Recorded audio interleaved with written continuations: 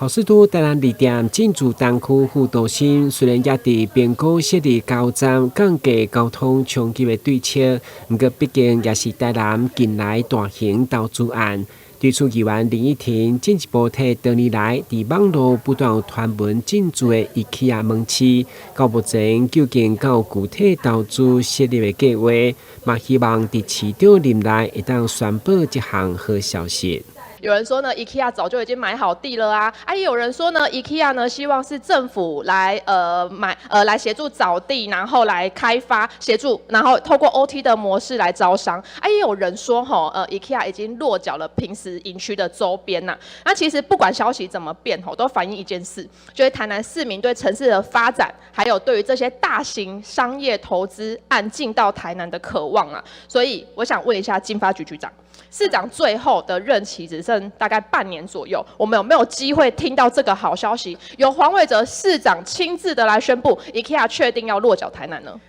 跟議座回報一下，因為 IKEA 他們我們也接觸好幾次了啦，然後是他們的一個盤算是比較屬於那種商業模式裡面要能夠立即有回收。那目前他們在高雄市是有一處已經在前鎮那個區域裡面已經有，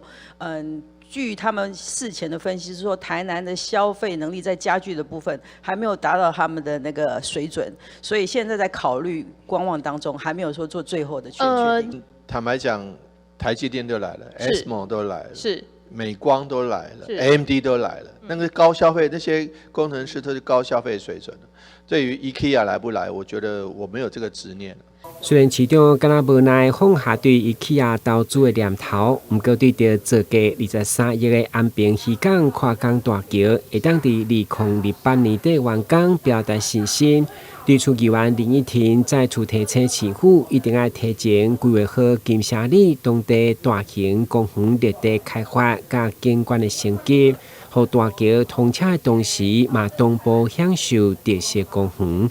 台南新聞，軍籍林盈光採訪報道。